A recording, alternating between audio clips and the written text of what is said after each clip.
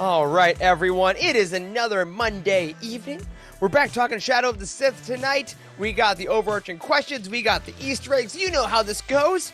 And now it is time for 7 hours of commercial-free Star Wars starts now. West Punch it.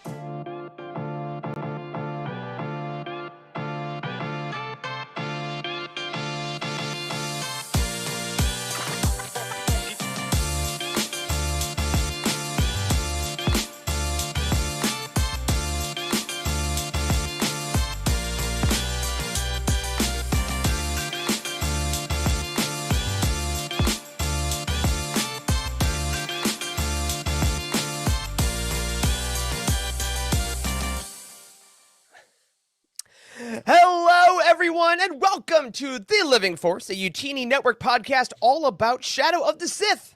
Again! I'm one of your hosts, Eric Eilerson, and joining me tonight to finish up our chat about Luke, Lando, and all of their glorious friends, and that rat bastard Ochi Bestoon, is the full crew, including Dr. Corey Helton.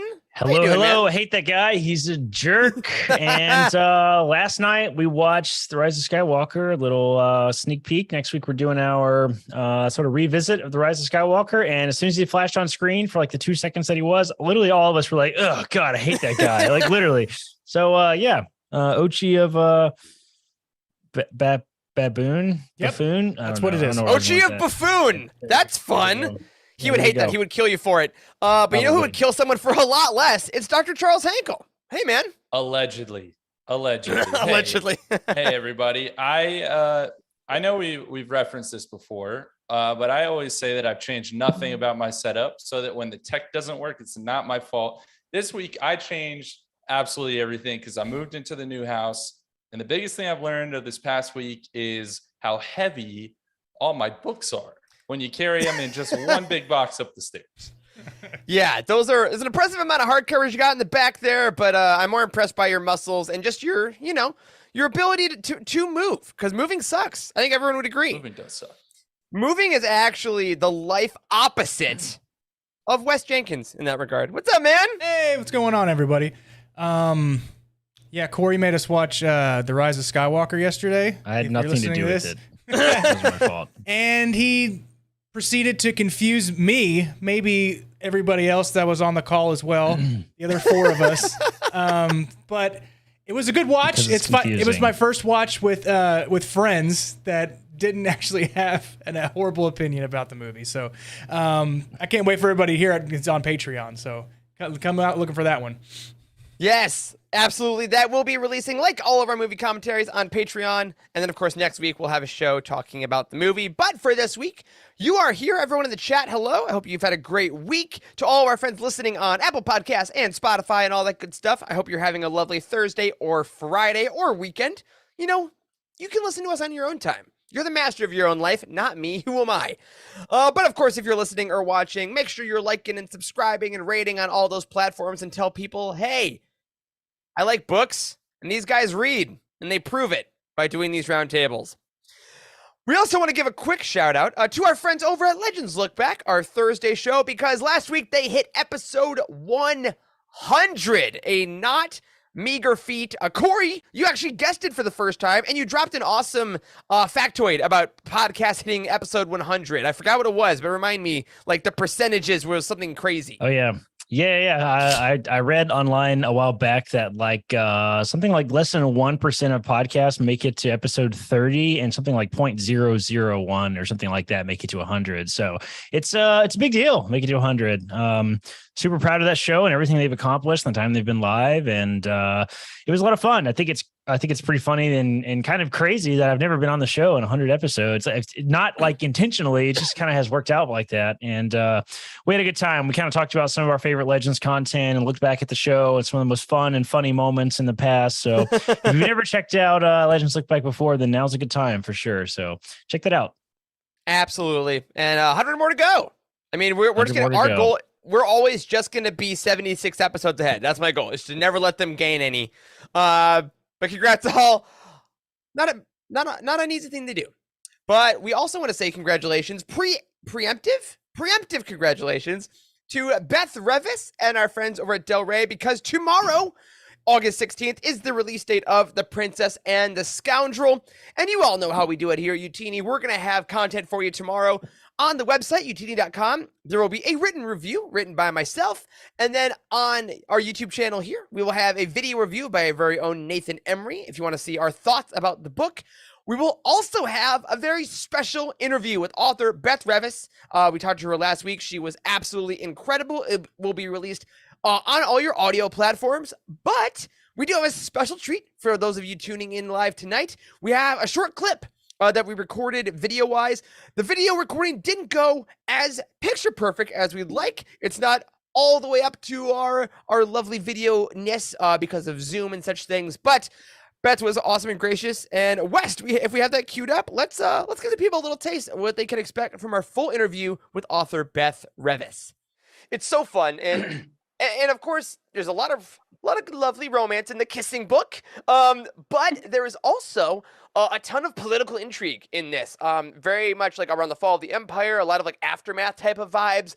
And I gotta ask, in a massive galaxy that's defined by like turmoil and rebuilding empires and political factions, how do like small, loving, intimate relationships help these characters, like specifically Han and Leia in this case, like persevere and kind of keep going, even though their victory may not be as solid as they thought it was? Yeah, it's always a really interesting thing to look at the way we portray things like rebellions and wars and these vast galactical scope images of battle. But I always go back to, I also teach writing. And one of the things I always teach my students is when you're looking at an action movie with a war, you don't pan the camera out, you zoom the camera in, because we can't always care about the vast numbers, but we can care about individuals. And so the more I can make individuals seem real, that makes the battle that much more dire and important, because it's easy to just blow off numbers when they're a headline in a newspaper, but if you actually know them and consider them to be real people, that's where your empathy comes in. Wow, that's fantastic. Yeah, super powerful. I mean, that's what Star Wars is, I think, is like that it's the story of individuals and the story of people and how one person can make a difference. And man, I love that. That's fantastic. Yeah. I mean, and that's why we know people like Porkins, and we know, like, again, as we talked about Rogue One a bunch of times together, like we meet these people for the first time, and then 5 hours or 2 hours later, we watch basically them all die, and it hits harder than some of the bigger moments. And I think that's what's so key about some of the stuff in this book, especially in the beginning of Leia kind of reckoning with the party that we all love and remember, the victory celebration. That is right after a bunch of people died. And I think that them balancing that, and then, of course, going on a romantic honeymoon while there's also political upheaval. And I think that's one of the parts of this book that people are really going to be so fascinated by, because love stories are often such places of comfort and, oh, this is great. But the galaxy doesn't know they're on a love story. The galaxy doesn't know that they're doing that. It's still trying to build itself. Yeah, it's like what Mon says in the book, that the whole point of fighting the battle was to have the love and the joy after. And if you're not going to embrace that, then what was the point of the fight? Oh man, it was such a fun interview talking to her. I mean, what was the point of the fight if not to have peace? Beth is so knowledgeable about everything in the book, and really you can tell how much she loves the characters. So be sure to check out tomorrow on Spotify, Apple Podcasts, and stuff. Yes, Justin, you say in the chat, she seems really nice, and she's even nicer than that. Literally one of the most delightful humans we've had the pleasure of chatting with. So thank you to Beth for hanging out with us, and be sure to check all that out with Princess and the Scoundrel tomorrow. We also want to give a quick thank you to all of our patrons over at patreon.com/Youtini. Like we said at the top of the episode, we got new content coming for you with our Rise of Skywalker commentary, both with movie sounds and without movie sounds. So if you've been enjoying those, we got another one coming into your feeds.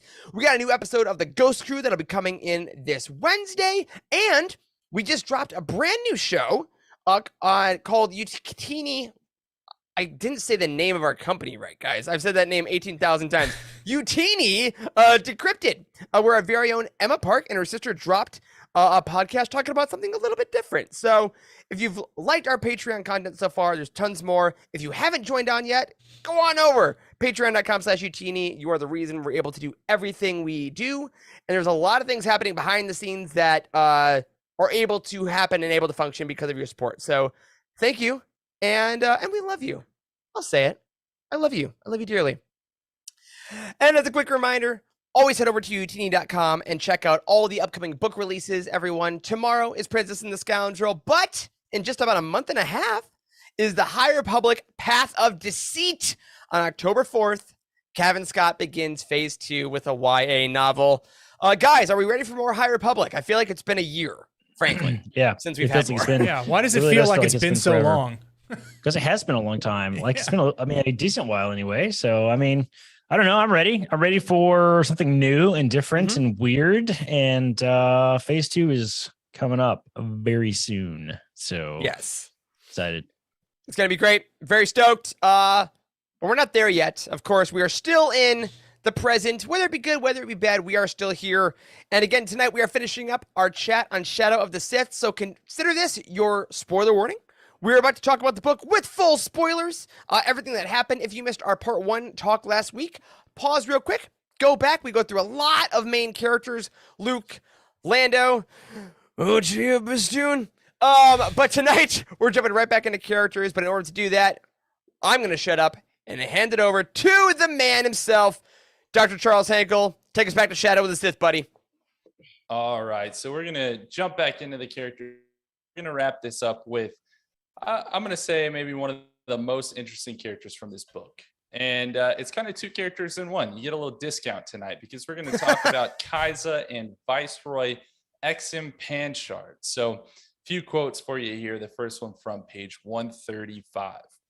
She looked at the mask, already feeling the pull, the desperate urge, the desire to pick it up and put it on and surrender to the dark power within. She could feel his presence, feel the power that radiated from the mask, intelligent and malignant, a soft caress on the back of her neck, a lover's whisper in her ear. For a moment, she remembered her name. For a moment, she wanted to run. One movement, one action, one slice of her lightsaber, and the mask would be cleaved in 2. In moments, she could reduce it to molten slag and her pain would be over and she would be free. She relaxed. It was pointless to fight. As the grip on her faded, she bowed her head and succumbed to the dark power. I am listening, my master. On page 203. But this Sith was different, and for a moment, Luke was uncertain. He could feel the darkness radiating from the figure, from the mask, and then it seemed to be coming from elsewhere, from a place far distant. The woman in front of him, she wasn't Sith herself, even though she wore the ritual mask of one. The power she wielded wasn't hers. She was merely channeling it. And for a moment, Luke had the strangest sensation that she was somehow standing in the way of the true source, an eclipse of the Force, a black hole that cast a long shadow across space and time. And on page 362, relics, both of the Jedi and of the Sith, had power, true power. For some, this was literal as well as symbolic. Lightsabers, for example, were a particular prize sought by the acolytes of the Beyond and the others. Some relics were useful, less as weapons than as signs and sigils, reinforcing beliefs and seeding new ones. Others again held knowledge once lost, stories of other times and places, promises of secrets and codes, and paths to power and glory and control if only they could be understood. But some relics held something else, something truly terrible, the vestigial influence of those who had crafted them or used them or worn them. Those powerful in the Force could leave an impression. Some could even leave something more like Viceroy Exim Panchard. And then this very last short one from page 4, Viceroy Exim Panchard lived on, a Sith Lord from an eon past, inhabiting the mask and now inhabiting Kaiza, taking full control of his dead host in a final desperate attempt to resurrect himself into a galaxy he had no place being. All right, so we're going to talk a lot about the Sith, the mask, the bigger Force questions in a moment. For now, I want to focus on Kaiza and Panchard from a story perspective. Why was it important that Kaiza always chose to put the mask back on? And did that keep you from empathizing with her? I can see it. Oh. I can see it from the point of view of addiction, of an addict. She is an addict. It's like no matter how much help you give, there's always that lure of the mask that when you put the mask on, it makes you feel better. I hate to say addicts because it's a bad, but it's what she is. She is addicted to the feeling, and she's addicted to the power that she gets probably from the mask. But it's also like stealing her life force away, which is crazy to see because she feels powerful with this, yet it's making her powerless. It's like it's getting pulled from both sides, which is really neat. Yeah, and I think it's like one of the most. I love that you phrased it that way, Wes, because I think for me it's the most clear look of an addict as a person that is like victimized by their addiction. Like we hear that a lot, addiction is a disease. It is a thing that a person can't quite control. And this, I think it's really intense in that way. And you really see that happening to her because like she wants to let go, but she can't because of the force of the addiction. Now, maybe it was at some point her own power she wanted, but then once Panchard became more part of it, it was like, oh, she never quite had a chance not to give into it. And I think it's kind of heartbreaking as you watch it happen over the book. And to your bigger point, Charles, did it keep me from empathizing with her? I don't think so, but I definitely think it stopped me from assuming she'd ever be free of it. From the moment I saw it, I didn't quite think we would get this grand redemption arc because it already kind of had its hooks in too bad, and that was kind of almost tragic from the get-go. I mean, the way that she described it made it sound like she had no choice. I mean, she was really locked into it. And I don't know. I mean, I still have mixed feelings about whether or not she sort of chose it to some degree. You know what I mean? I mean, with the whole history with the acolytes, is that what they were called? The acolytes? Acolytes of the Beyond. Yeah. Yeah, it was the acolytes. I hesitated because the new TV show. The show. Maybe. That's maybe. It. I don't know. That's interesting. But it seems like maybe that part of her feels like that is her path to some degree. So, I don't know. I definitely like the idea of this Sith mask, and I honestly all of the background that Adam Christopher invented about this Sith relic stuff and the way he wrote the dagger and all that stuff. I mean, he's begging for some kind of old Republic something. I think. Like, I think I said that last time, but like I really do think that he's like the utterly perfect author to do something like heavily Sith original because he's really, really good at telling that story, like the possession and the voices and the creepiness. Like he just gets it right. Like it was such good writing. So like I would love to see him do something like that in the future. He made it seem like the Sith relics have more power and more meaning than something the Jedi would leave behind. Whether it be a relic, it just means that if they find these Sith relics and they have much more significance than like finding out what happened with, say, like a Jedi holocron or something.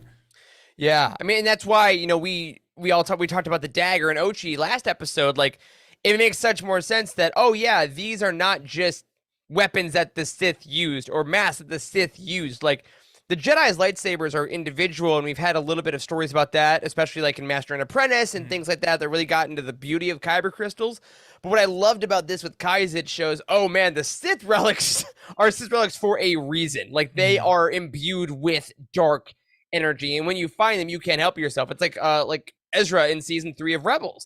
When he's messing with the Sith holocron, he gets more violent. It happens to affect him differently, and that was only from touching a holocron a couple times. This is wearing a mask with a spirit of a Sith Lord for years. Like, there's no way. Right. So beyond the relic itself, I'm interested, were you intrigued by this more or less new Sith? Like, what about Exum Panchard made him feel unique from past Sith? I mean, his brutality, I would say. That chapter, from his point of view, is one of the most brutal chapters I've ever read in a Star Wars book. That was chilling, I think. That was cool too, that Luke sort of traveled through that. Like, that was a really great scene where he was like kind of light speed skipping almost, like through time or through the Force. Good point. Yeah, that was cool. I mean, I was a big fan of that. And we've never seen a Sith trying so hard to come back. I don't think either. Like, this is a very interesting idea. Yeah. Of like he put in place things to ideally lead to like an immortality like situation, and then now he's acting on it. Like usually we've seen like the Darth Bane stuff and like the Plagueis stuff with him being obsessed with immortality, and they get so close and they lose it. You know what I mean? Right. So like this is interesting. Like it sounds like it worked, whatever he did, like to preserve his soul or whatever he did. Yeah. And like, I mean, he got pretty dang close to like coming back, which is kind of crazy to think of. Well, and Like- Justin asked in the chat, like, how ancient is he in regards to what we know in canon? I feel like this is pretty. It's cliche, pretty old. I mean, it's older than High Republic. It seems like it might be kind of in the Old Republic era, but I'm not sure if it's actually ever specified. But it seemed like a more medieval. What's his name? Panchard? Panchard. P-A-N-S-H-A-R-D. Panchard. X Panchard. Yeah, because it felt. Let's felt all ancient. look at Wikipedia together. Let's The go. article is very, very short on Yeah, Wikipedia. it doesn't say like when he ruled or when he died. Yeah. Just Yeah. gives you. Yeah. I didn't know if this character had been created already. So this is entirely original from Shadow of the Sith, then, right? No, he was mentioned Aftermath. In Aftermath. Aftermath. Aftermath. Exactly. Yeah. Yep. Let's get the Well, appearances because we had down X and Panchard there, and then we had the saber of Darth Noctis, which was like confusing because I kept mixing those because that was the Dark Yeah. Legends poll. Yep. Mhm. And that was tied to Exegol, so that was already a thing. And you'll hear that if you guys are on Patreon, you'll hear our discussion about how old is Exegol. That's a right. question that we had. Is Panchard older than Noctis? And it feels like Panchard is like kind of really just like keep coming back to that word, ancient Sith. It reminds me of the Legend Sith, where they all were like they were a race of people like ruling a planet. You know, so I wonder if that's where he is from. Yeah. Yes, Yeah. great shout Yeah, out by Membrane. Darth Momin mask from the comics, from the Vader comics. Very much Momin vibes. For For sure. Yeah, I thought that was a really interesting like a story arc entirely about like what the hell would have happened if he did like come back. And I mean, did Sidious know about all this going on? Like, was he sensing this through the Force that this other Sith Lord was like? Good question. I do wonder how much Sidious knew about anything. I'm waiting for that book where he's like, I know. oh yes, I know Eggs and Penshad and Darth and Noctis and like, yeah, as we kind of discussed in our rewatch last night, like Sidious's entire, it's a little crazy that Sidious is back, like quite frankly, I think, like somehow. even after all this time, somehow he's returned. I still think it's a little crazy that he's back, and like we got to do a lot more backstory explanation before like that story is really going to make a lot of sense. So like I know we got it in the novelization and stuff of the Rise of Skywalker, but like I still think we need a lot more than that. Like, what has he been up to this whole time? Like, yeah, we gotta know that story, and I don't know if that will ever get told or not. Like that. Can we have a YA trilogy about sexy young Palpatine learning the dark side?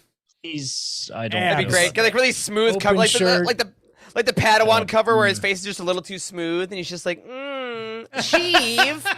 I know. Oh, Sheev.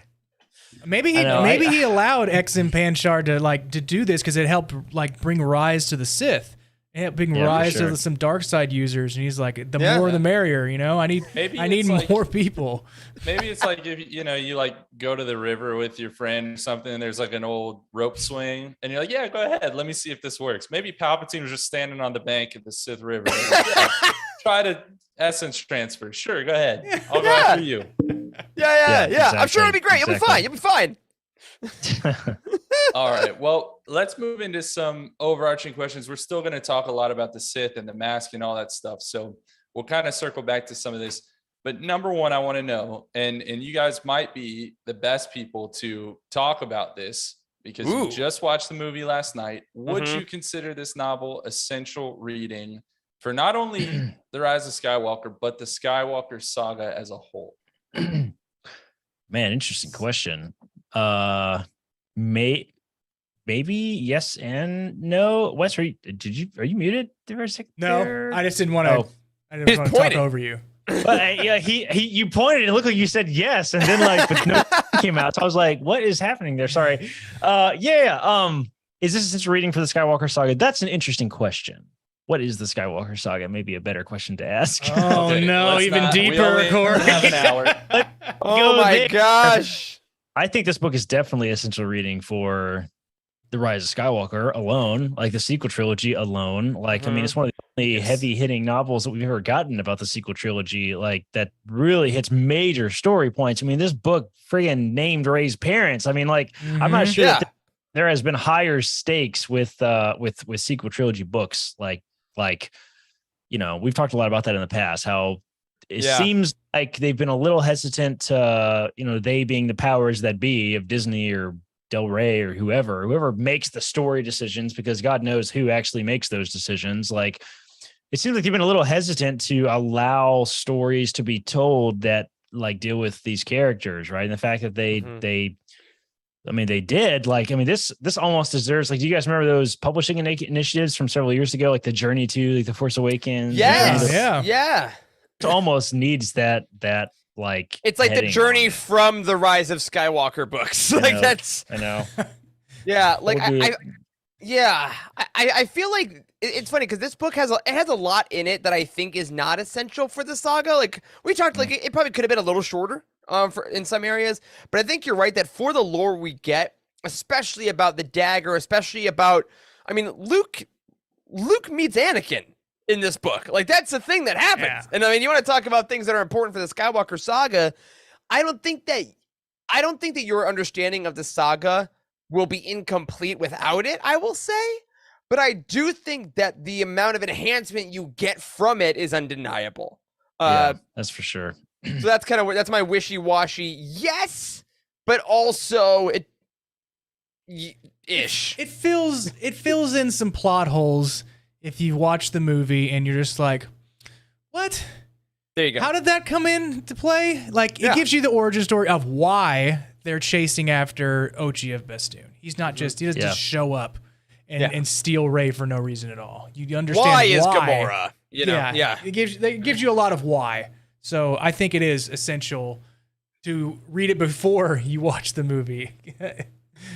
I will say that, you know, we're gonna hit some of this stuff when we revisit the Rise of Skywalker next week, but like I definitely feel like this book makes me look at the character of Rey a little differently now, I think. Like, sure. Yep. I mean, and if we're, you know, not to get too meta, but if we're considering like Rey's entire story to be part of the Skywalker saga and Anakin and Luke's story and all this, whatever, like, yeah, I think it definitely is necessary information for her. This is like kind of some of the only backstory we've ever gotten about Rey. Like, so, right. And it is kind of her origin story. Yeah. I mean, we find out like why she was left on that planet, like why we see the vision of the girl, like yelling, "Come back" at the ship in Force Awakens. So like, quiet girl, this room, quiet girl. Yeah, exactly. These are important points. Quarter portion. Yeah, for sure. Well, on that note, we're talking about Charles getting all the plot points and the characters where they needed to Charles' be. Power went I'm out. gone. I'm on Exegol. Getting all the plot points and characters where they needed to be by the time of Tross. Did that feel organic to you, or did it feel forced at all? It felt forced. I think. Wait, ask it again. Did what feel forced? Like the getting the characters where they need to be the, you know, their jumping off point for Tross. Okay. Yeah, I'll back that up here, Eric. I think I felt it a little. And not force is not the right word necessarily. More like kind of pigeonholed a little bit. Like, I think that this book like had lofty expectations of it. Like there are so many problems with the Rise of Skywalker. Like, just straight up, like there really are. Like, here it is. There are a lot of story problems. Not problems. That's the wrong word to use. There are a lot of story opportunities. It's Swiss cheese. The movie is Swiss cheese. I mean, it's just like chock full of all these holes that like we needed to fill in, right? And like you can't do all of that in one book, and especially not the entire origin of a Sith planet that we've never seen before, that Palpatine has apparently been at the whole time. And it was lofty to try to do all that. Although I do say that we got some good stuff about that. Is that Disney Publishing's like big solution is make this a Swiss cheese movie and then sell a whole crap load of books after the fact to just fill in all those holes? I mean, I think that like I think it's interesting because I absolutely agree with that, and I think that the thing about Shadow of the Sith that, like in our review, we called it, it's a very good book. It's not quite an incredible book, but I think all the Adam Christopher original Sith stuff is incredible. Yeah. I think we all agree with that's that. a perfect way to all put the it. stuff that he creates about the Force visions, what he does with Dathan's life on Exegol, the mirror, the Ray, like all that stuff is so freaking awesome. Yes. The Exum Panchard stuff is chilling. But for this question, there are definitely places where the characters need to be by the end of the book for the movie to make sense. Yeah. So Ochi Mhm. has to, at some point, she has to hear the phrase, she's not on Jakku, and then he just has to stab her. So that is unfortunately a scene that is kind of out of nowhere. And I think that he gets there as best he can. But then as that scene happened, I was like, as a reader, as I was reading it, I'm like, yep, there's the movie. Like I literally had the out of body thought of, oh, here's the movie scene we had to get to. Okay, got it. And then we moved on. I did too. I did. Yeah. That was one part of the book that I disliked. Yeah. She said, oh, she's not on Jakku, so I wouldn't go there. It's like, yeah, of course she's on Jakku. Yeah. Of course she is. You just But came from there. I did like Adam Christopher was like, okay, what's the one reason Ochi wouldn't then immediately go to Jakku? Oh, he's just completely stoned out of his mind. Yeah. Like that's the only way he could not There go was after. a good reasoning after the fact to make him think that she was in a different place. And I totally forgot what it was. But I know it's it was the Pisana beads that she had. the Aki beads. Aki. Okay, yes. And he's kind of like unhinged at that point. So like it, I can definitely see the logic, but like I don't. We've seen this like I think almost every single time that we have tried to fill in major gaps, like based off of films or TV shows from incredible authors in the last 5 years. Like we've seen this happen over and over again. Like this happened with Thrawn and with Thrawn alliances and stuff. Yeah. being forced to write kind of like it almost feels like, and we obviously are kind of noobs here. We don't know anything about what the publishing experience is like because they're pretty tight-lipped about that type of stuff. Yeah, like definitely. Like they don't tell all the details, but like it seems like maybe there's some process of pitching, and then these are bullet points that need to be hit, and like you have to fit it into this to some degree. And I feel like that loses a little bit of the creative edge to some degree. Like it's like why the High Republic is so cool because you don't have to hit any points. I know. You can just tell the story you want. Also, I'm sorry, Justin just made me laugh so hard. Same. He's like, sorry, Corey. He's like, the beads made me laugh out loud because everyone's got amazing knowledge of beeds. Everybody knows where beads come from. That is so true. Like, wait a minute, are those Aki beads? Like, I know. What? Ochi Bastoon. He loves Pisana. My bro loves the Festival of the Ancestors. He's like, Listen, I gotta go every 42 years. That wasn't even the authors doing. That also happened in the movie as well. Yeah. Like I know where she is. it took literally zero time. Michelle, she's in Hawaii. Is that a studded belt? She's in the Spencers. Go. Yeah. Right. Exactly. I never thought of that. Oh my god. All right, sorry. Ochi Bastoon. My boy is drinking Spit jet all over my fuel. mic whenever I saw that. He's drinking straight jet fuel. He's stabbing people, but goddamn, he loves jewelry, man. He is just all about it. Yeah, I mean it's definitely a bit of a stretch, and like I don't put that on the author at all. Like not at all. I think literally every minor problem that I had with this book has nothing to do with the book. It has to do with the movie.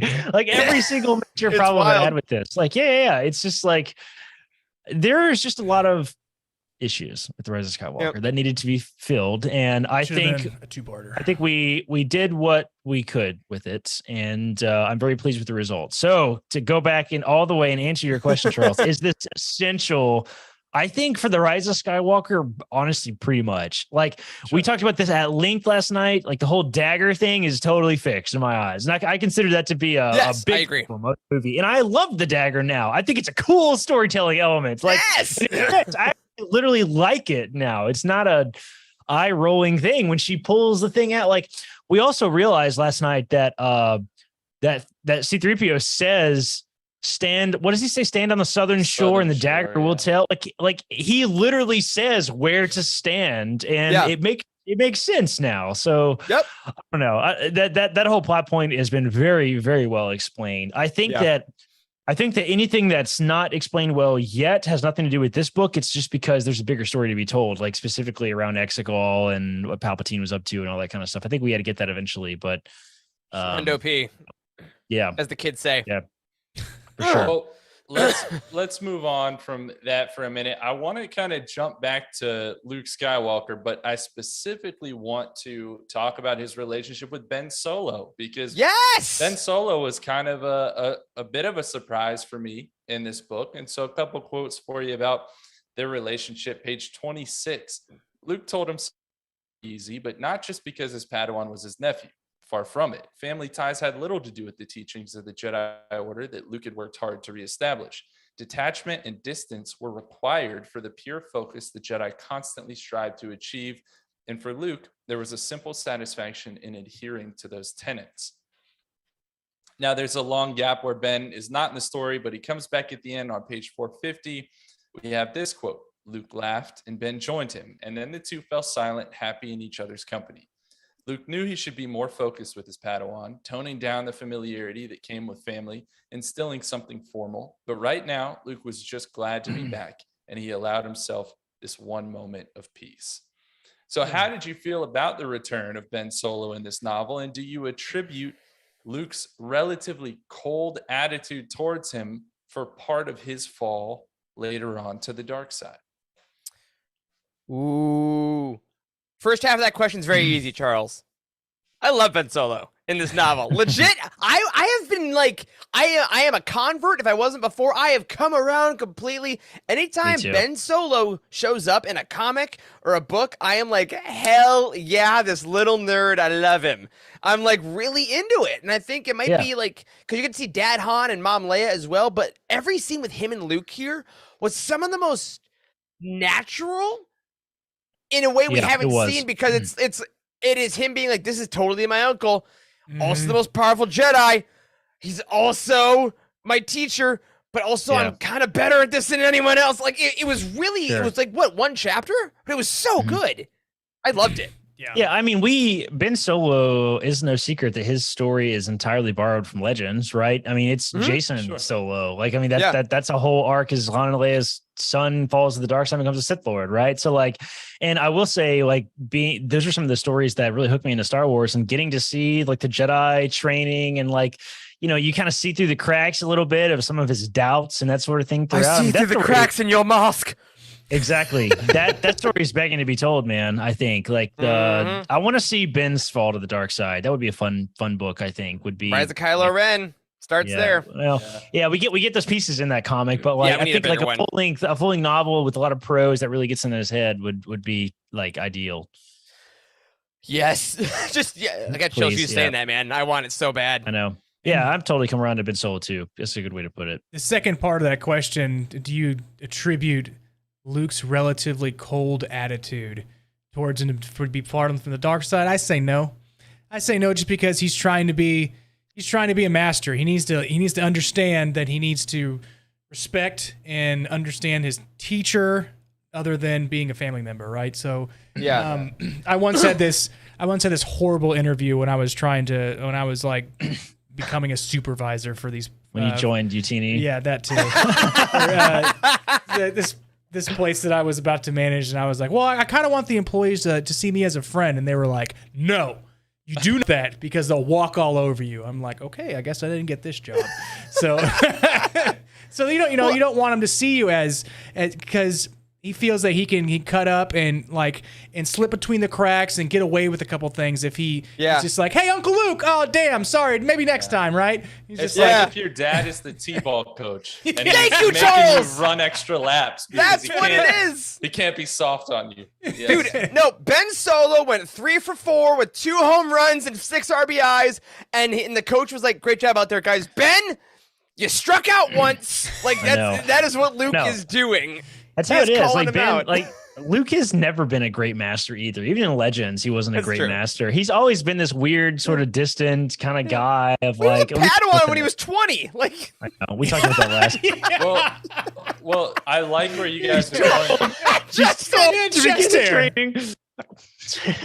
Justin, my T-ball coach never thought about killing me. I don't know if that's true, man. Yeah.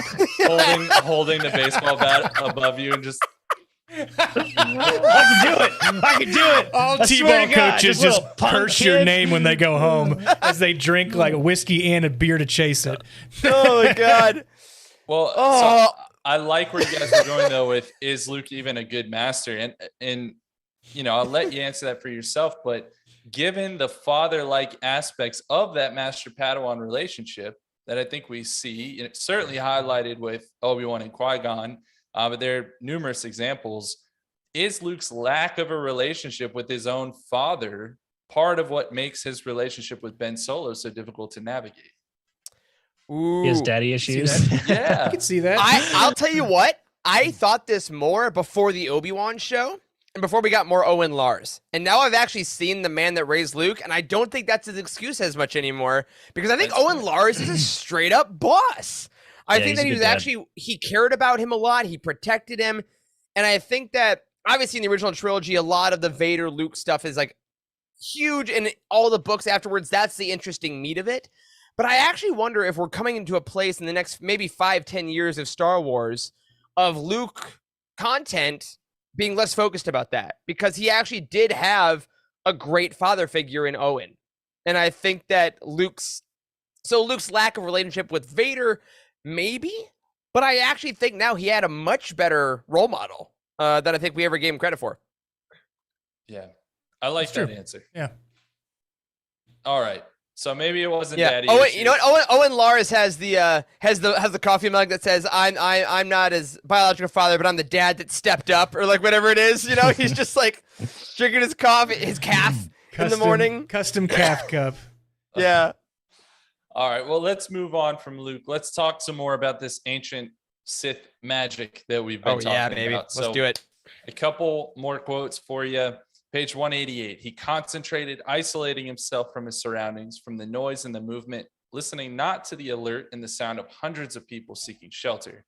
They faded from his senses, replaced with a sound, a musical note, no, a chord, no, a discord. It wasn't an actual sound. Luke knew that, but he could sense its resonance. It was a presence, an intrusion, not in the physical universe, but in the other place that surrounded him, a disturbance in the Force, and it was near.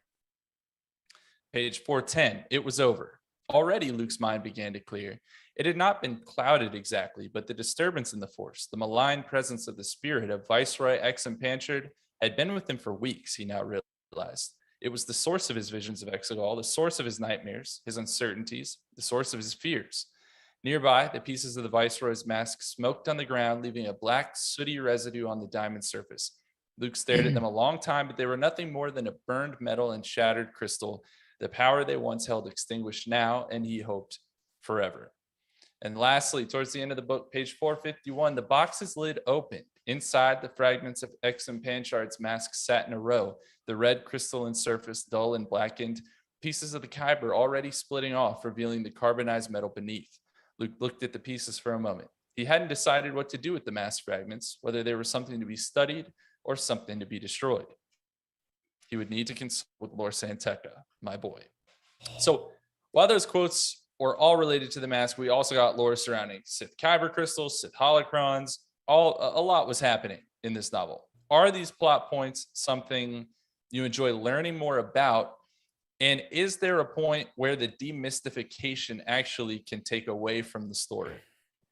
That's a good question. Good When you think, yes, number one, I love hearing about it. Yeah, when you look back on it, does the mask of Exum Panchard do anything to the Rise of Skywalker, the movie?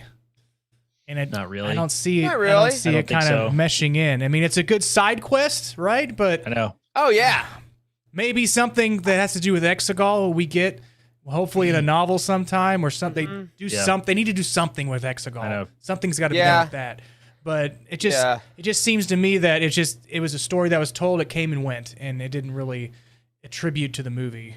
And maybe he wasn't trying to attribute to the movie at all. He was trying to give it its own fantastic. story. It was a great story, but I honestly wonder if you could have cut it entirely out of the book and it still wouldn't have really changed anything in the end. Like, yeah, it's interesting. I think it's because that was one of the comments that we had, from our review team and stuff, that the book was like, it was long. It was a huge book. Right. Yep. And like, I wonder if that particular story could have been cut. Although if it was cut, would we say it's as rich and as incredible as it is? I don't know, because that's some of the best storytelling, I think, in the whole book for sure. Right. So, yeah. Well, and I think that's what's so fascinating about it is like, that's why the interludes in Aftermath were so interesting, because they took these, like the Acolytes of Beyond got introduced in the middle, and then Cobb Vanth got introduced in the middle. So the regular narrative wasn't really affected by the galaxy got expanded. And I would honestly like more things like this, like with the lore of Sith crystals and things like that, to maybe be added in that way with more books that would kind of take like, hey, by the way, this is also going on in the galaxy right now. Have fun with it, and then go back to the main story. And I think maybe if it was presented more in that way, I wonder how that would have affected this book. But on the whole, I will say, for me as a reader and Star Wars fan, anything that involves kyber crystals, Sith sorcery, things like that, I think that is so fun. And it's really been relegated in canon to comics a lot more than novels so far. Especially with the Vader comics that Charles Soule's been doing in the past, and like Greg Pak started to do a little bit of it. But I really hope that some of that is allowed to come into more actual like prose novels in the future, because I think it really benefits from the extensive description of like the Force and things like that. So I would love a lot of that. And to your question about does the demystification take away if we learn more? For me, not yet. I haven't read a story yet where I was like, I wish I didn't know how that worked. Like, so far, the authors all seem to do a very nice job of keeping the magic and the science, and then kind of mixing them. So far, I haven't seen it. Yeah. I think it's interesting because even the things that I have always been steadfast, like I don't want to know more about that. Like the tree on Dagobah, we got, short stories in the from a certain point of view that dealt with that. Not wanting to know about Yoda's species, and then we've gotten all this Grogu stuff. I love everything that we're getting, so maybe it's not such a thing to be scared of. But yeah, I didn't need to know that Bail Organa died. Thanks, Fat Pav. Didn't need to read that. Does that count, Charles? Does that answer your question? Yes. That could have stayed mystified to me. So on this kind of same wavelength, I want to know this: are Sith relics like this mask the dark side's response to the light side's Force ghosts? Oh, where did you come up with this, Charles? You're so good at this. No, I mean, they give you a lot of the same abilities. Yeah. I mean, you retain your identity even though you've died. You can interact with the physical world. I mean, a lot of the same stuff. Yeah, I mean, I say more yes than no, because yes, that's a great way to describe it, Wes.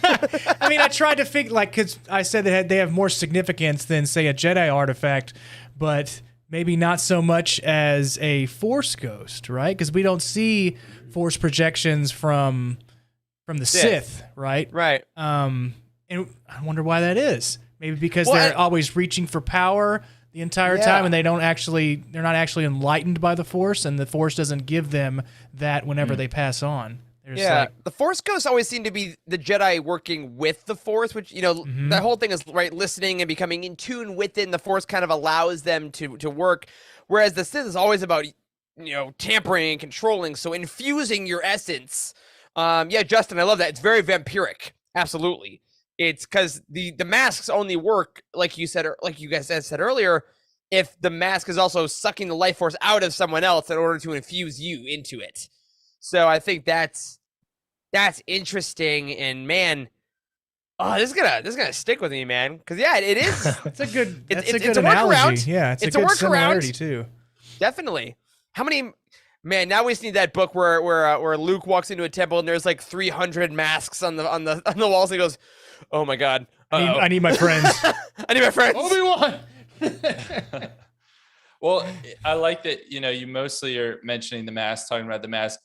most Sith, it seems like, or at least a pretty high percentage of them, have these physical traits that require them to wear masks or helmets of some sort, right? Vader, Revan, Kylo Ren, someone mentioned Momin in the chat earlier, and now Exum Panchard. So why do you think that these Sith spirits are tied to those objects in particular, as opposed to anything else? Revan because they're red. Need a mask necessarily. Because they're red. Oh, thanks, Corey. Visual imagery. Visual imagery makes he it. only took it because he killed the Mandalore, and that's why he wears the mask, bro. Have you ever read a Star Wars? Corey doesn't remember the question. There we go. All right. No, it's just, Wes, no. Yes, I do. I remember the question because I have it pulled up right here, so I can cheat and look at it because I'm ADHD as hell. Why are they tied into objects in particular? I don't know. I think all the Sith are kind of obsessed with this idea of immortality and living on. Like, I think it's as simple as that. Like, they want power, ironically, and he was so powerful, but he couldn't save himself. I think it's good. It's good imagery from a storytelling side, like cover, just like to be the mysterious part, like what is that behind that mask kind of stuff. Yeah. I had my hand in front of my mouth when I was talking. I'm sorry. It was perfect. With very, very good audio. But no, I think that's correct, though. I mean, there's something about a mask where it creates an air of mystery and also creates an air of like, I can be whatever I need to be beneath this, and you can't know that, therefore I am afraid. Because I feel like humanity's deepest fears are all connected to the unknown, right? Well, no matter what you're afraid of, 9 times out of 10, it's because you do not know a thing about that thing. Like, kids are afraid of the dark. Yeah. Exactly. So under the mask, it could be anything. It could be any fearful object. And then I think the fact that they are going into the mask, also, like, that is such a defining feature of personality. Like, when you look at someone, a lot of times you just see their face first. If you can see someone and like you kind of take in their features, and that's how you kind of identify them. So you take that away, or if you're in a mask like Exum Panchard, he takes away Kai's face and identity, and then now it's him. So if he were a glove, if he were a boot, if he were a chess piece, it wouldn't do the same kind of thing. So I think that, or a boot. Yeah, I am the evil glove. Like, nah, I don't think that works as well. Yeah, but you're if correct. you're a mask, that would not do the same thing. But yeah, I think if you're a person's mask, you are taking away their visual identity and usurping it with your own. And what's more Sith than that? I don't know, man. If you had like a hook hand, that'd be pretty scary. That like a would be pirate with like rad. a hook, like But a lightsaber, so it's like. It's like short though. It's not like this long. Like it's just like. Hey man, Disney and Star Wars, Sith Lord Captain Hook. Come on, we can do it. True. There you go. Here's your prompt. Whose mask smells the worst on the inside? That's disgusting. Vader's. Or no, Bane's, because didn't he get it all burnt off? So it's just constantly burning smell. Maybe. I don't know. Probably. He's like, he has horseshoe crabs attached to him. That's all I remember. It sounds like Anakin's a mouth breather, and like he really gets that mildew up in that. No, but you know what? That's No, Vader bathes all the time. That's true. You know what I mean? He's always in washing. Bacta, it's like in like. Oh, it's just medicine. What is Bacta? It's sterile? Like bacteria or something. I don't know. It's like goopy, and they always talk about it in books being like kind of slick and right? Greasy. Yeah, it smells like gross, preparation H all the time. Oh my god. Yeah. That's I will awesome. say, Justin, I'll disagree. I think Kylo looks sweaty, but Kylo also, every time he takes it off in the sequel trilogy, his hair is perfect. So like, there's no way it smells bad. He's not really greasy. He looks great. So True. All right, canon wise, I think we're agreeing. I don't know.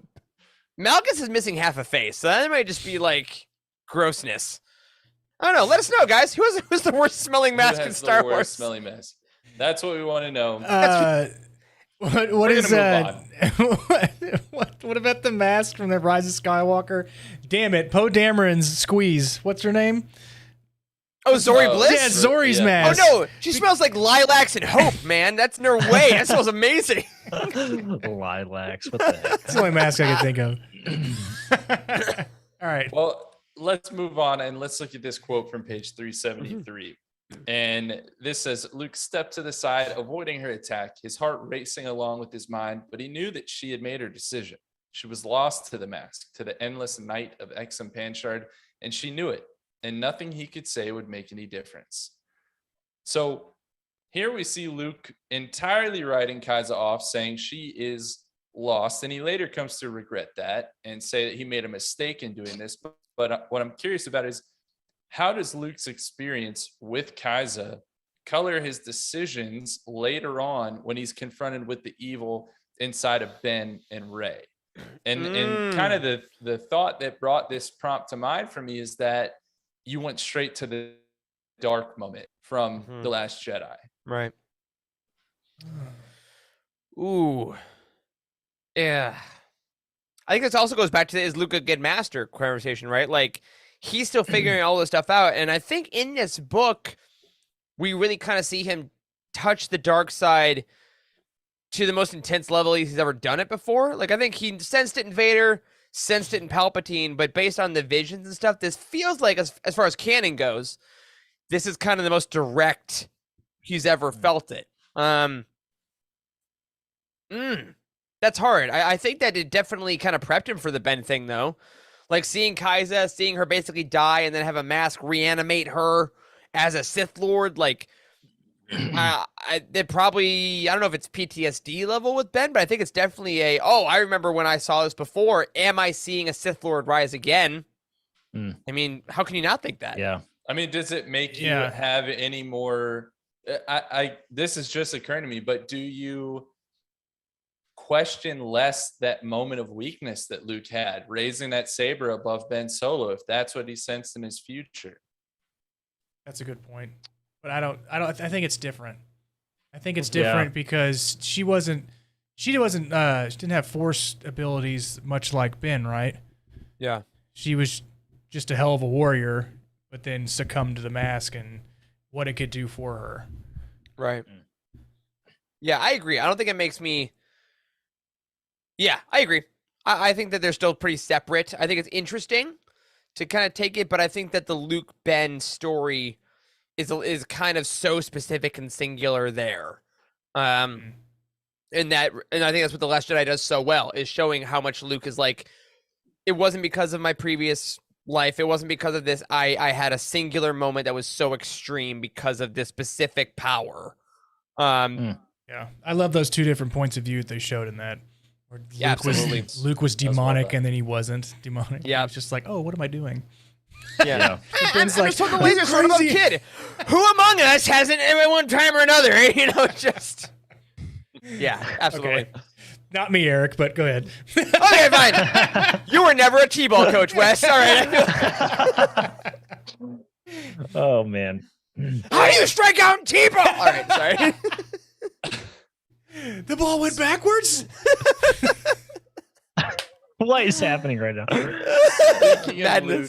Speaking of Luke's view of Rey, in the Last Jedi timeline, do you think that Luke realized that Rey was the same girl he helped save during the events of this novel? And I asked this question because here's your sneak preview, listeners, for the Tross commentary we did last night. We asked that same question about Lando, but we didn't ask it about Luke. And I think if either of them is more likely to realize this, it would be Luke. So do you think he ever connects those dots?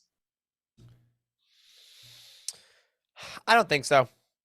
I don't see how he could. Like, I mean, there was no evidence that this was ever the case. I mean, nobody knew. I thought about this when I was reading the book. Nobody knew that they went to Jakku except for Ochi. Was right? Jakku ever mentioned to Luke? Is the only connecting tissue I would think would make it. No. Yeah. Not in regards to the family that they were trying to help. Although I would also say I have an issue with him being, because you're a Palpatine and Rise of Skywalker. I'm still having trouble with that. So, like, if that's the logic we're using. Also, because when you enter her parents' bodies floating on outside of Jakku, and he was at the funeral, so he would have known that. I guess that is true. I don't know. I don't. That's odd. I don't see it. I don't see it. Maybe it clicks somewhere in his head, but I don't know. I mean, I don't know why he would ever bring it up, but I don't know. I don't know that it's necessary. You know what I mean? Like, I don't know that he needed to. I don't know that even if he did know, like, it was not necessary for him to ever admit it because it had no like value to the story. Oh yeah, I knew your parents. I was trying to help them when we were chasing them, and then they got brutally murdered. You remember that? Yeah, I was kind of loosely connected to that. Like, Yeah. like what does he even say? You know what I mean? Like he's not a relevant part of the story, really. And also, like in a meta way, in a meta contextual way, during The Last Jedi and all the conversations with Rey was not a Palpatine yet. Like straight up, that was not a thing. So like Mark Hamill's performance and all the dialogue could not have insinuated that he knew she was a Palpatine, because he did not know her parents, because at that point her parents were just junk traders that dropped her off script-wise. So also, in a meta contextual, it's hard to find that. You know what I mean? It's also Force Ghost Luke that says that Rey's a Palpatine, and maybe you're some kind of all-knowing once you become a Force Ghost. Yeah. So you can go to the library of the Force and be like, "Oh my god!" You get the launch codes when you turn into a Force Ghost. Exactly. Wow, Mace Windu's still alive? Oh, okay. Wait, he just runs a bar on Coruscant? What the hell? All right. Yeah. Okay. So Luke doesn't necessarily know, but he still does the right thing. And there are reasons. Yeah. I mean, this book came after the fact. We're never going to make it all work perfectly, but I think it's just an interesting thought experiment. Absolutely. Let's move on from the overarching questions, guys. Let's get to the Easter eggs, the connections, the random thoughts. And this book is absolutely chock full of them. Okay, so these are just the ones I consider to be the biggest ones. And y'all actually have already said the first couple of them. The fact that Viceroy X and Panchard and the Acolytes of the Beyond all came from the Aftermath trilogy. Right. Aftermath, of course, correct. Darth Noctis is the Sith created by George Mann, and A Life Immortal is the short story in Dark Legends. So if you want to learn more about the Sabers' previous owner, go and read A Life Immortal. Now, for the rest of them, on page 5, a Garu bear is mentioned, and this is the first canon mention it's ever had. It was actually only used once in Legends, as far as I know, in the New Jedi Order Balance Point, where Mara Jade was described as being protective of Ben Skywalker, not Ben Solo, like a Garu bear to her cub. Who are you, Charles? What? That's Someone an who spends interesting too much time on animal. the internet. That's amazing. Awesome. On page 27, Enyo is mentioned, who was a Twi'lek instructor at Luke's Jedi Academy. And this is actually a brand new character. I was thinking, is this someone maybe from the Rise of Kylo Ren? No, it's brand new from this novel. It's someone I think could be an important figure moving forward. Getting all up Enyo business. Am I right? My goodness. We haven't really had a clear delineation of how long Luke had a Jedi temple going, necessarily. Yeah. He's building it in Book of Boba Fett, and then he has it in Rise of Kylo Ren. But and he says that one line of I assembled a group of, when he's telling the story about Ben Solo and stuff, but maybe it was a couple years. I mean, if so, then that's enough time to tell some adventures and have some stories of Luke and the Padawans and stuff. That might be fun. Yes. I mean, he had to even go and find them. Yeah, exactly. He had to find them, and they had to come to him, and he had to figure out what the curriculum was and submit lessons plans. It was a whole thing. So I don't know. He had that standardized was really testing, fun. and then he fought against it because he didn't think it would actually help them. But it was required by the New Republic, and he's like, Leia, come on, I don't have money for this. Applying for grants. Okay, here's the story I want. I want the middle management education of Star Wars, where they have to work with the government to get funding. This is the guy. It's him. It's Enyo. That sounds like the guy. Perfect. Yeah, that's why he quit. Yeah. All right. That would be fun. That was fun in Legends. All the Luke. That's what I was trying to get at. Also, the fact that we just lost 5 viewers is not about that. I ignore that. All right, on page 31, this is about Luke and lore. Together, they followed the star compass Luke had uncovered from Pilio, mapping out a network of Jedi temples that were scattered across the galaxy. So that's the compass that Luke finds in the video game Battlefront 2. Mm-hmm. So go and play that campaign if you want to see that story. So good. On page 39, ebonite is mentioned, which is a mineral straight out of Legends, where it was first created in Matthew Stover's Shatterpoint and later revealed to be the material for Palpatine's desk in the Rots novelization. Awesome. Yeah. Very similar to carbonite, easily confused. Yes, not carbonite. On page 40, Kira is mentioned.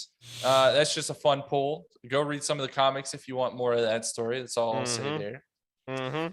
On page 54, Sabak, Cristallo, and Pontanese Subrakan, which are all games or mentioned, we know Sabak, but the latter two are actually brand new gambling games created by Adam Christopher for this novel. And I hope we see Pontonese Supercon again, because that's just fun to say.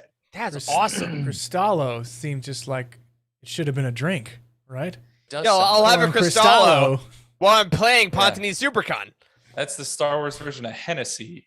Yes! Oh my God, let's do it. On page 56, Corey, you brought my attention to this. The Errant Venture is mentioned as a gambling establishment, and that's a very deep Legends pool, right? Because Errant Venture was the Red Star Destroyer that Booster Tarrant captured and converted into a bazaar in the X-Wing series, where it was first introduced in the Back to War, and it actually continued to feature heavily. I did a deep dive on this on the Wook, and we see it kind of through a lot of the rest of Legends, and it's actually the birthplace of Ben Skywalker. Wow.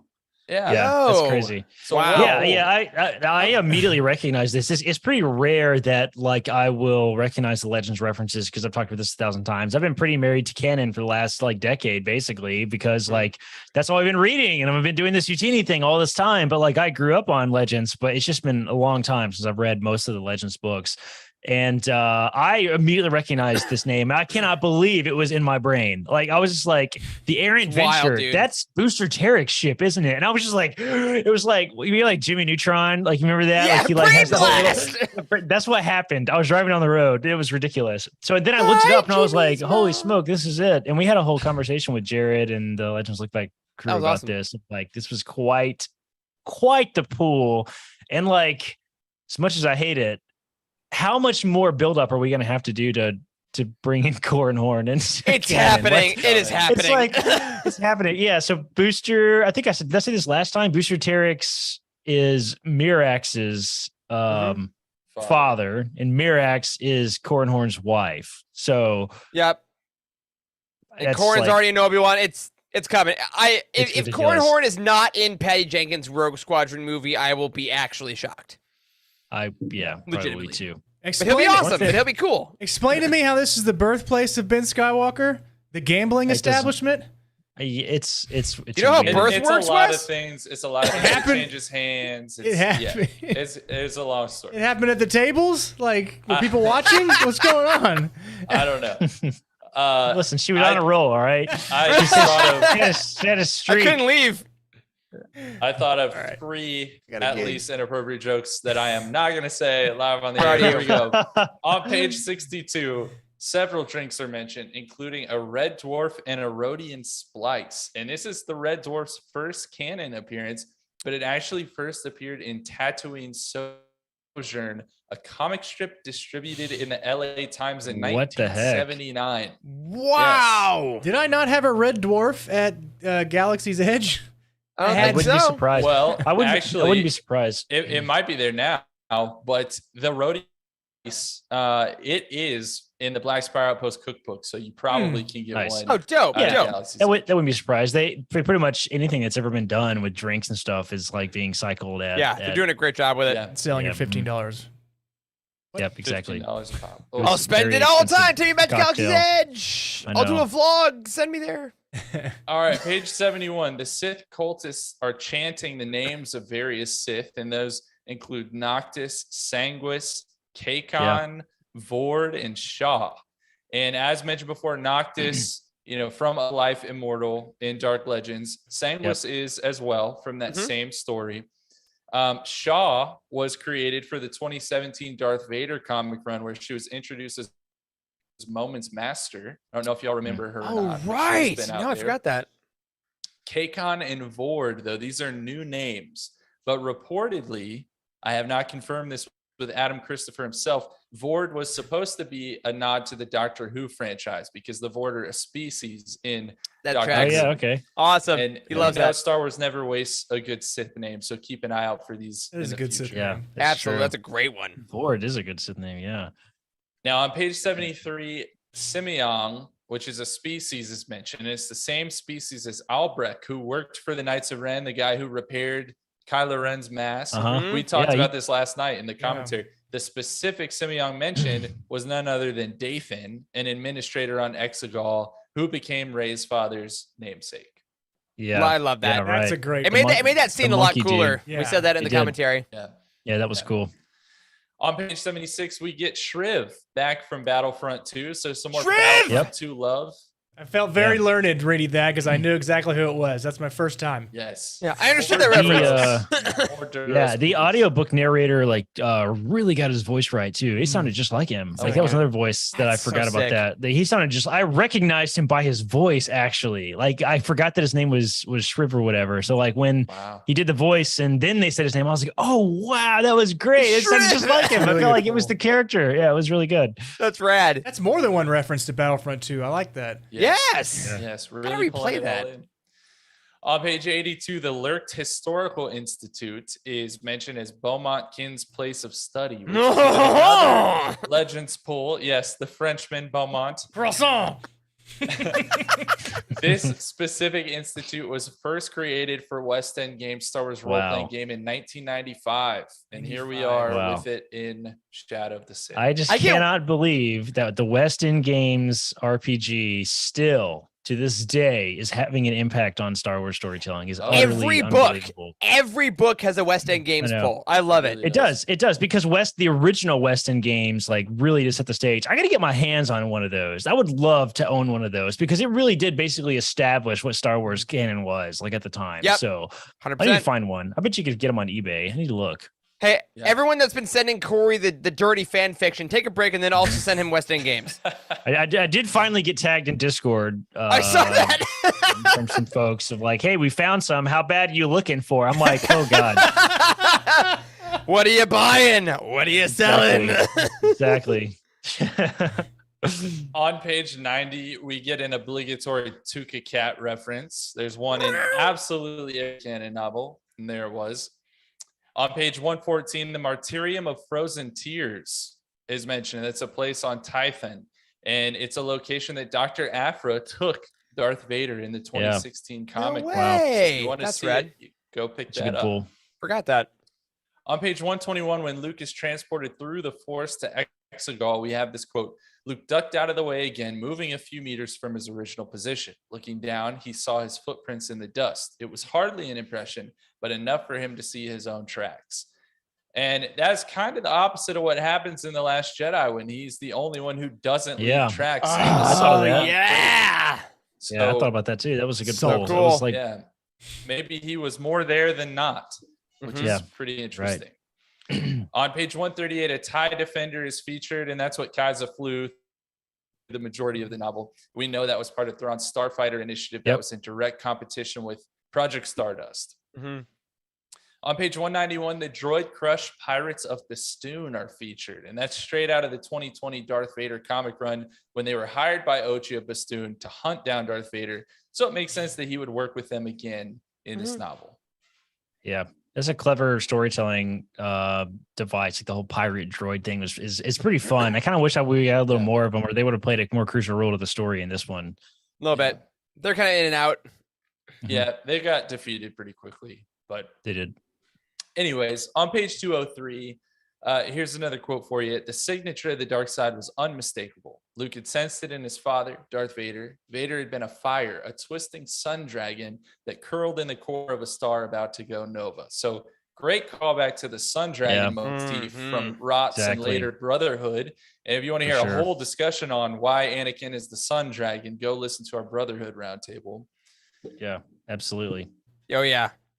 On page 241, Zercium is mentioned, which is a Legends mineral used in the creation of steel, and it had previously been pulled to canon in both Aftermath Life Debt and Dooku Jedi Lost. There are a lot of minerals. Yeah, They're minerals, Marie. There's a lot of funny names for metal in Star Wars. I think like this is how big of a nerd that you actually are if you can like name all the different metals. Like there's Durasteel, there's also transparent steel, which is what all the exactly. It's just glass. Like it's so funny. I'm also convinced that every single Easter egg in Star Wars will eventually be found in Dooku Jedi Lost. I think Kevin was just like, I am writing the next decade of Easter eggs. So go back and listen to that if you haven't in a while, or check out the script book. Plastoid. Isn't that plastic? Plastoid. That's another one. It's not what like stormtrooper armor is made of. It's not plastic. It's plastoid. It's so funny. Shitty plastic. Whatever it is. It's recycled This entire suit of milk armor jugs. was made from recycled water bottles. Yeah. Well, it's really easy to shoot through. I think we know that. Oh man. All right, on page 276, Abrax, a type of cognac, is shown. That's what There Ochi it was is. drinking before he got to the engine coolant. And that's a Legends alcohol that was That's right. previously shown in the X-Wing series. So That's right. good stuff there. On page 287, Lena Graff and her ship, the Star Herald, are featured. And that was previously, both of those things were previously shown in Adventures in Wild Space and Tales from Vader's Castle.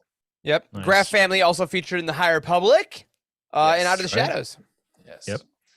On page 290, Tanneray wine is mentioned, which is an Alderaanian favorite of Bail Organa, right? There we Eric? go. And as an aside, I feel like Tanneray is quickly becoming the Tuca Cat of Star Wars alcohol references. It really It's is. just everywhere. Yeah. I did have Tanneray wine in Galaxy's Edge. Ah, It's it it's just like Chardonnay Merlot? and it's blue. That's it. Blue But it was Chardonnay. good. But I bought it. That's what okay. I'll say. love I Chardonnay, bought it. quite frankly. I prefer Oh. reds. Corey, I don't either. But you know what? My love for Bail Organa made me pay that $15 whatever it was for blue wine. You take a sip and you're like, man, the Organa's taste in wine is trash. I'm gonna talk to my boy here. No, you're not. He's dead, Eric. All right. Oh. Corey. Jesus Christ. Corey, Listen, Chuck. I heard you when you said you wanted to know more about minerals in this novel. Yes. Well, on page 294, Deadlanite is mentioned, and that's a mineral used to make blasters. And it was shown in Star Wars Resistance when the First Why? Order was mining asteroids for Oh it. my Oh, god. wow. Like, they need to do a printed like reference book of like all the like materials, and like it reads like an industrial manual or something. It's super boring. They would never sell any copies. That Star would Wars be the best. geology would Yeah. fly Yeah. off shelves. Geology, Amazing. yeah. All It's right, like on page- there's actual pieces that you could rub your hand across, and you're just like, oh, that's Oh my god, Deadlanite. yes! Wow, you just unlocked a core memory there, being a kid and finding those things, and be like, ooh, rocks. On Amazing. page 296, Costancia, which is a planet, was mentioned. But every time I read this, I think it's George Costanza. Yeah. Okay, thank you. Costanza. Maybe Adam Christopher is a Seinfeld fan. Yet another pull from that LA Times comic strip in 1979, where it was first featured in the Costancia Affair. That was way before that show. Now, I don't have a page number on this, but there is a point in this novel where Ochi dreams about a mission where he goes to Malathon 9 and he's hunting Depa Billaba. That was cool. To assassinate her, Mace Windu stopped him.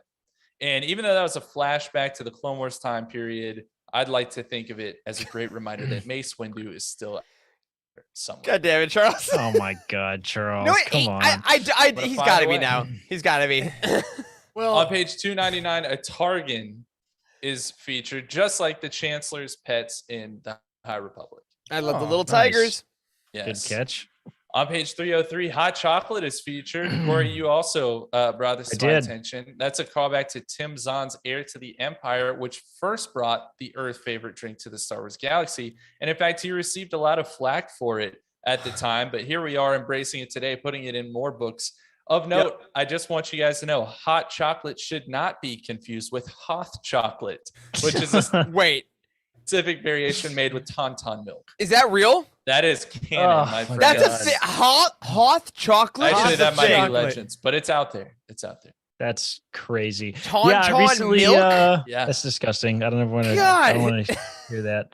It's like orange or something gross. Like Oh my I god. don't know why I thought of that, but I listened to Heir to the Empire recently, and I thought that was a very interesting. Like I felt kind of weirdly out of place. Like, but it's a whole scene in Heir to the Empire. Do you guys remember it? Luke Yeah, is I do. no. Yeah. he's like getting him, and like C-3PO asks like what he's drinking or something like that, and he's like, "Oh, it's a special hot concoction chocolate. that Lando taught me how to make." And like it sounds like he's Well, making what is some it? kind of alcoholic What is drink it, or something. Corey? Just like called hot chocolate. It is funny though, because Wow. it's like he's drinking coffee, and the editor's like, "No, can't call it coffee. It's Calf. calf. We got to call it something different." They're like, "Hot chocolate." I know. Yeah, whatever. Hot chocolate. That's rad. That one's fine. not even spelled differently.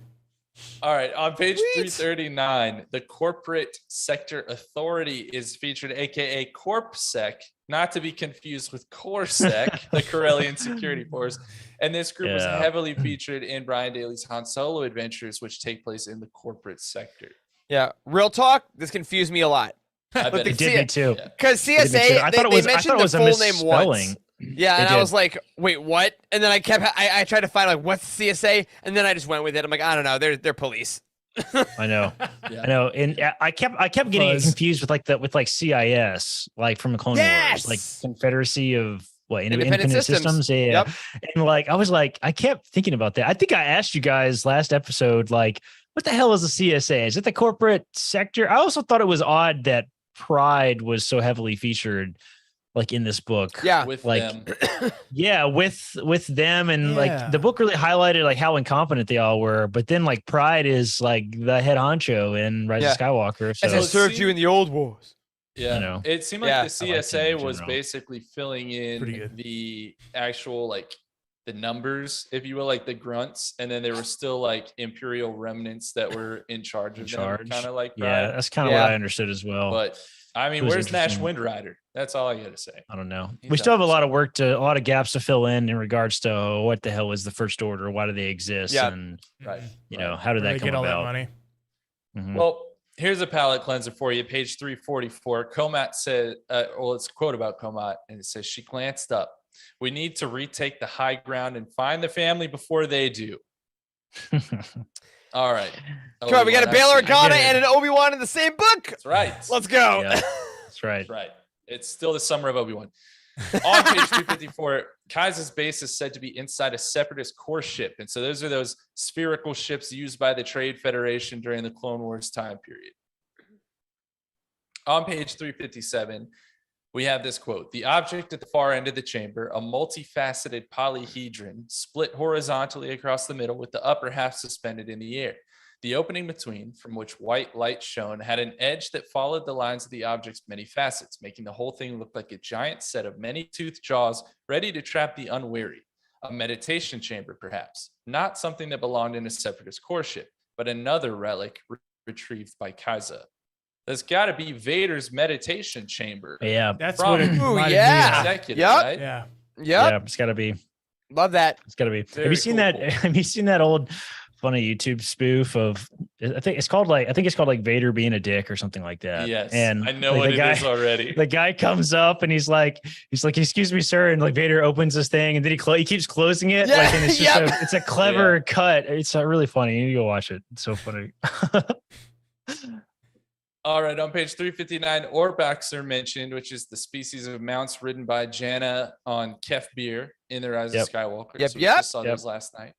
On page 413, Pride is thinking to himself, yes, this was how you led. This was how you demonstrated authority of little people like Korriman, just a bit of what they wanted now and again, and soon enough, they would be eating out of your hand. Corey, as CEO of Youtini, can you confirm? I have no comments to make. Legally advised.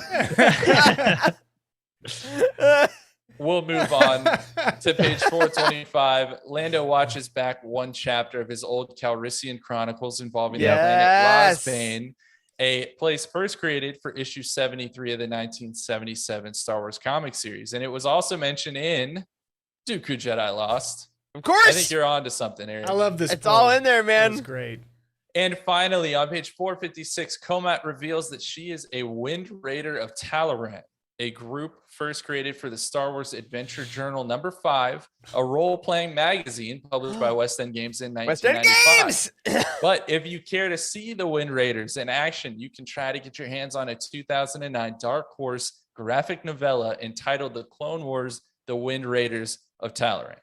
Wow. Yes.